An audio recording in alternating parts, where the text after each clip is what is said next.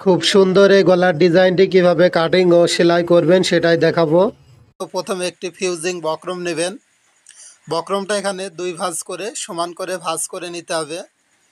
এরপর হচ্ছে গলার লম্বা দিবেন উপরের থেকে 7 ইঞ্চি, এদিকে আড়ের মাপটা দিবেন 3 ইঞ্চি। তো উপরের দিকেও 3 ইঞ্চিতে এভাবে একটা চিহ্ন করে নেবেন। এরপর একটা স্কেল দিয়ে এভাবে সুন্দর করে 4 কোণা একটা বক্স তৈরি করে নেবেন। তো এভাবে যখন এই বক্সটা তৈরি হয়ে যাবে, এখন হচ্ছে ডিজাইনটি করার জন্য নিচের থেকে 2 ইঞ্চিতে একটি চিহ্ন করে নেবেন। একটা স্কেল দিয়ে এভাবে লম্বা করে একটা দাগ টেনে নিতে হবে। এভাবে যখন দাগ টানা হয়ে যাবে, এখন আমার হাতের দিকে খেয়াল করে দেখুন, আমি যেভাবে ডিজাইনটি আর্ট করে নিচ্ছি সেমভাবে আপনারা এই ডিজাইনটি এভাবে আর্ট করে নেবেন। তো এভাবে যখন আর্ট করা হয়ে যাবে, এখানে হচ্ছে একটু গোল গলা যেভাবে রাউন্ড করা হয় ঠিক সেমভাবে আপনারা এখানে রাউন্ডটা করে নেবেন। এইভাবে হচ্ছে গোল গলার রাউন্ডটা সুন্দর করে করে নিতে হবে।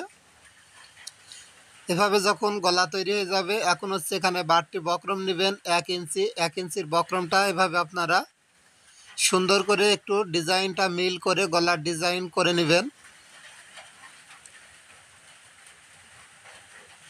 তো এইভাবে হচ্ছে আপনারা দাগ করা যখন হয়ে যাবে, এখন হচ্ছে বাড়তি বক্রমটা আগে কাটিং করে নেবেন।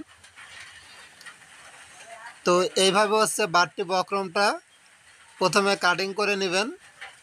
এরপর হচ্ছে ভিতরে যে গলার ডিজাইন করেছি সেম ডিজাইনের দাগ ওর উপর দিয়ে আমরা এভাবে গলার ডিজাইনটা কাটিং করে নিব। তো আপনি যদি এখন ব্যস্ত থাকেন, ভিডিওটি আপনার টাইম লাইনে শেয়ার করে রাখবেন। যখন জামা তৈরি করবেন গলার ডিজাইনটি দেখে দেখে কাটিং করে নেবেন।